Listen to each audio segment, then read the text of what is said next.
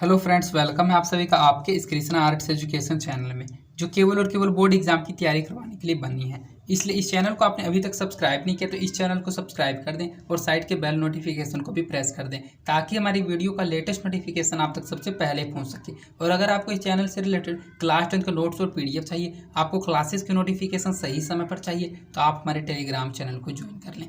Telegram channel पर जो notes और PDF आपको दिए जाते हैं बिल्कुल मुफ्त में दिए जाते हैं, और उनको पढ़कर आप अपने बोर्ड एग्जाम की तैयारी और अधिक अच्छे तरीके से कर सकते हैं। टेलीग्राम चैनल का लिंक डिस्क्रिप्शन में भी दिया हुआ है, और आप टेलीग्राम एप्लीकेशन में कृष्णा आर्ट्स एजुकेशन को सर्च करके भी ज्वाइन हो सकते हैं। इसलिए टेलीग्राम चैनल को जरूर ज्वाइन कर लीजिएगा। तो चलिए आज की इस वीडियो में आगे की ओर बढ़ते हैं। आज हम आपको कक्षा 10 का हिंदी वर्णिका भाग 2 का दूसरा पार्ट ढहते विश्वास का ऑब्जेक्टिव क्वेश्चन करवाने वाले हैं। अर्थात आज हम आपको ढहते विश्वास पाठ का वस्तुनिष्ठ प्रश्नोत्तर करवाएंगे। और अगर आपको कक्षा 10 के हिंदी वर्णिका भाग 2 के किसी अन्य पाठ के वस्तुनिष्ठ प्रश्नोत्तर, लघु उत्तरीय प्रश्नोत्तर या फिर उस पाठ की व्याख्या के वीडियो को देखना है, तो आप डिस्क्रिप्शन में दिए गए लिंक हिंदी वर्णिका वस्तुनिष्ठ प्रश्नोत्तर, लघु उत्तरीय प्रश्नोत्तर और संपूर्ण व्याख्या 2023 के प्लेलिस्ट में जाकर किसी भी पाठ के किसी भी वीडियो को आसानी से देख सकते हैं। तो चलिए बिना देर करते हुए इस वीडियो में हम आपको ढहते विश्वास पाठ का वस्तुनिष्ठ अर्थात ऑब्जेक्टिव क्वेश्चंस को पढ़ाते हैं। आपको करना क्या, इस वीडियो में लास्ट तक बने हुए रहना है। मेरी सभी बातों को माइंड कंसंट्रेट करके समझते हुए चलना है। मेरी कोशिश यही रहेगी कि इस वीडियो में ही हम आपको ये सभी क्वेश्चन बिल्कुल अच्छे से याद करवा दें, इसलिए इस वीडियो को लास्ट तक और ध्यान से देखिएगा। हमारा पहला क्वेश्चन है, ढहते विश्वास कहानी में किस राज्य को बाढ़ एवं सूखा से प्रभावित दिखाया गया है। अर्थात ये जो कहानी आपने पढ़ा ढहते विश्वास, इस ढहते विश्वास कहानी में कौन सा राज्य था जिस राज्य को बाढ़ एवं सूखा से प्रभावित दिखाया गया। ए बिहार को, बी राजस्थान राज्य को, सी उड़ीसा को या फिर डी केरल को। तो इसमें उड़ीसा राज्य को बाढ़ एवं सूखा से प्रभावित दिखाया गया, क्योंकि जो ढहते विश्वास कहानी है एक उड़िया भाषा की एक कहानी है, जिसकी रचना सातकोड़ी होता जी ने की है। तो उड़िया भाषा की एक कहानी थी और इसमें उड़ीसा का ही चरित्र चित्रण किया गया, अर्थात उड़ीसा का ही वर्णन किया गया। इसका सही आंसर ऑप्शन नंबर सी हो जाएगा, उड़ीसा। ढहते विश्वास कहानी में किस राज्य को बाढ़ एवं सूखा से प्रभावित दिखाया गया, तो उड़ीसा राज्य को प्रभावित दिखाया गया। ढहते विश्वास कहानी का कहानीकार कौन है, अर्थात ढहते विश्वास कहानी के रचयिता कौन है, इसके लेखक कौन है, अभी मैंने आपको बताया कौन है। ए श्रीनिवास, बी सावरदैया, सी सातकोड़ी होता या फिर डी सुजाता। तो ढहते विश्वास कहानी के जो कहानीकार हैं वे सातकोड़ी होता जी हैं। तो इसका सही आंसर ऑप्शन नंबर सी हो जाएगा। ढहते विश्वास कहानी के जो कहानीकार हैं, जो रचयिता हैं, वे सातकोड़ी होता है। ढहते विश्वास कहानी का प्रमुख पात्र कौन है, प्रमुख पात्र कहा जाता है उस कहानी में जो मेन कैरेक्टर का रोल करता है, अर्थात जिसका सबसे अधिक यूज होता है उस कहानी में। तो ढहते विश्वास कहानी का प्रमुख पात्र कौन है। ए लक्ष्मी, बी सीता, सी गीता या फिर डी मंगम्मा। तो मंगम्मा तो दही वाली मंगम्मा कहानी की प्रमुख पात्र है, तो ये तो इसका आंसर होगा ही नहीं। इसका जो सही आंसर होगा वह ऑप्शन नंबर ए हो जाएगा, लक्ष्मी। लक्ष्मी ढहते विश्वास कहानी का प्रमुख पात्र है, तो इसका सही आंसर ऑप्शन नंबर ए होगा, लक्ष्मी। ढहते विश्वास कहानी में कहाँ के जनजीवन का चित्रण किया गया है। उड़ीसा के जनजीवन के चित्रण किया गया है, बी बिहार का, सी गुजरात का या फिर डी पंजाब का। तो मैंने इससे पहले वाला जो फर्स्ट क्वेश्चन था उसी क्वेश्चन इसमें पूछा जा रहा है, सिर्फ पूछने का लैंग्वेज थोड़ा सा अलग है। तो ढहते विश्वास कहानी में उड़ीसा राज्य के जनजीवन का चित्रण किया गया है कि किस तरह वहाँ प्राकृतिक आपदाएं होती हैं, किस प्रकार से वहाँ तूफान, बाढ़ और सूखा से लोग प्रभावित होकर अनेक समस्याओं को झेलते हुए वहाँ रहते हैं, उसी का वर्णन इस पूरे कहानी में किया गया था। तो इसका सही आंसर ऑप्शन नंबर ए हो जाएगा, उड़ीसा। ढहते विश्वास कहानी में उड़ीसा के जनजीवन का चित्रण किया गया है। ढहते विश्वास कहानी में किस नदी का वर्णन किया गया है, अर्थात ये जो ढहते विश्वास कहानी है इसमें बहुत ही अत्यंत महाभयानक बाढ़ जो आती है वह किस नदी के कारण आती है, अर्थात किस नदी का वर्णन इस पाठ में किया गया है। ए गंगा नदी का, बी महानदी का, सी गंडक नदी का या फिर डी सतलज नदी का। तो ये जो महानदी है इस महानदी का ही वर्णन ढहते विश्वास कहानी में किया गया। तो इसका सही आंसर ऑप्शन नंबर बी हो जाएगा, महानदी। ढहते विश्वास कहानी में महानदी का वर्णन किया गया है। ढहते विश्वास जो कहानी है वह किस भाषा में रचित कहानी है। एक कन्नड़ भाषा में, बी तमिल भाषा में, सी गुजराती भाषा में या फिर डी उड़िया भाषा में। तो ये जो कहानी है ये उड़िया भाषा में रचित है, क्योंकि उड़ीसा की कहानी है और उड़िया भाषा में इस कहानी की रचना की थी सातकोड़ी होता ने। तो इसका सही आंसर ऑप्शन नंबर डी हो जाएगा, उड़िया। जैसा कि आपने फर्स्ट चैप्टर पढ़ा था, दही वाली मंगम्मा जो कहानी थी वह कन्नड़ भाषा में रचित कहानी थी, और यह जो कहानी है ढहते विश्वास ये उड़िया भाषा में रचित कहानी है। तो इसका सही आंसर ऑप्शन नंबर डी हो जाएगा। ढहते विश्वास कहानी उड़िया भाषा में रचित कहानी है, इसको हिंदी में रूपांतरित किया गया और हिंदी में रूपांतरित करके हम लोग इसको पढ़ पा रहे हैं। लक्ष्मी कौन थी? एक संभ्रांत महिला, एक दीन महिला, गांव का सरपंच थी, या फिर इनमें से कोई भी नहीं थी। तो इस पाठ में जो लक्ष्मी है, जो प्रमुख पात्र है, वह एक दीन महिला है इस पाठ में। तो इसका सही आंसर ऑप्शन नंबर बी हो जाएगा, एक दीन महिला। लक्ष्मी कौन थी? तो लक्ष्मी एक दीन महिला थी। लक्ष्मी के पास कितनी जमीन थी? ए 1 बीघा, बी 2 बीघा, 3 बीघा, या फिर डी 4 बीघा। तो जो लक्ष्मी थी उसके पास कुल 1 बीघा जमीन थी, जो उसके पूर्वज छोड़कर चले गए थे। 1 बीघा में उसने खेती भी की थी, धान की। खेत में हल किराए पर लाकर उसने खेत करवाई थी, लेकिन सूखे के कारण उसकी सभी खेत सूख गई थी। तो जो लक्ष्मी के पास जमीन थी वह 1 बीघा थी। तो इसका सही आंसर ऑप्शन नंबर ए हो जाएगा, 1 बीघा। ढहते विश्वास कहानी किस राज्य की प्राकृतिक आपदा पर आधारित कहानी है? ए बिहार राज्य की, बी गुजरात राज्य की, सी उड़ीसा की, या फिर डी मध्य प्रदेश की।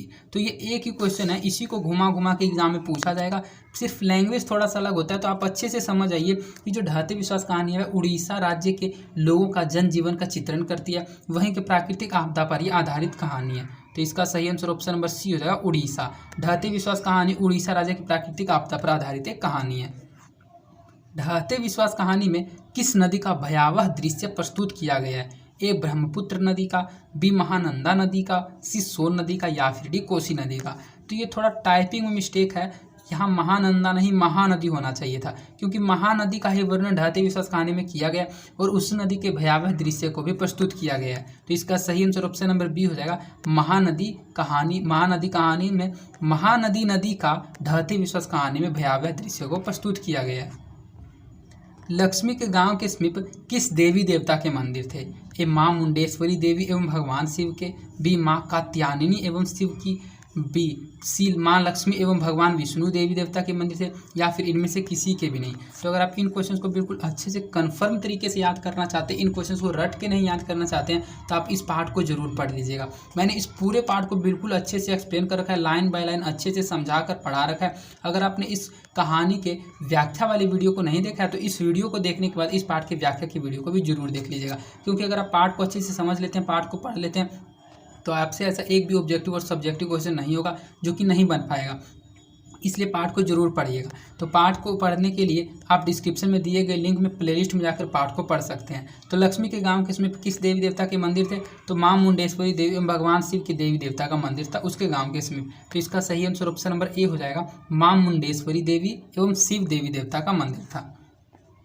बाढ़ के पानी को रोकने के लिए गांव के लोग किस बांध को मजबूत करने का प्रयास कर रहे थे? ए हीराकुंड बांध को, बी दलेई बांध को, सी बाखड़ा बांध को, या फिर डी कोई भी बांध को नहीं। तो उनका जो गांव था, उनके गांव में जो बांध था वह दलेई बांध था, और उसी दलेई बांध को वे बांध को मजबूत करने का प्रयास कर रहे थे बाढ़ के पानी को रोकने के लिए। तो इसका सही आंसर ऑप्शन नंबर बी हो जाएगा, दलेई। बाढ़ के पानी को रोकने के लिए गाँव के लोग किस बांध को मजबूत करने का प्रयास कर रहे थे? तो दलेई बांध को मजबूत करने का प्रयास कर रहे थे।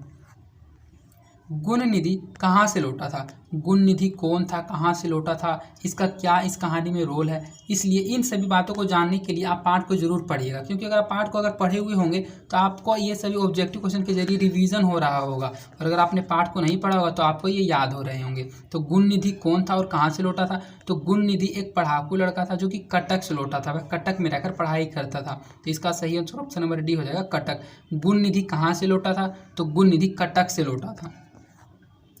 कौन स्वयं दल के बांध की मरम्मत में लगा था? स्वयं दल जो स्वेच्छासेवक दल का गठन किया था, उस दल का गठन किसने किया था, अर्थात उस दल के साथ बांध की मरम्मत में कौन लगा था?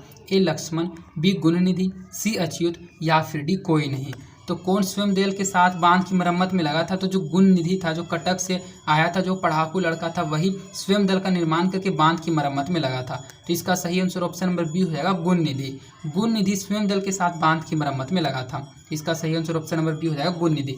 एक क्वेश्चन आपका ये पूछा जाता है, इसमें मैं आपके लिए 14 ही ऑब्जेक्टिव क्वेश्चन लाया हूँ, लेकिन मैं आपको 4 से 5 क्वेश्चन ऐसे ही बता देता हूँ। एक क्वेश्चन आपका एग्जाम में ये पूछा जाता है कि लक्ष्मी के पति का नाम क्या था? तो लक्ष्मी के जो पति का नाम था वह लक्ष्मण था।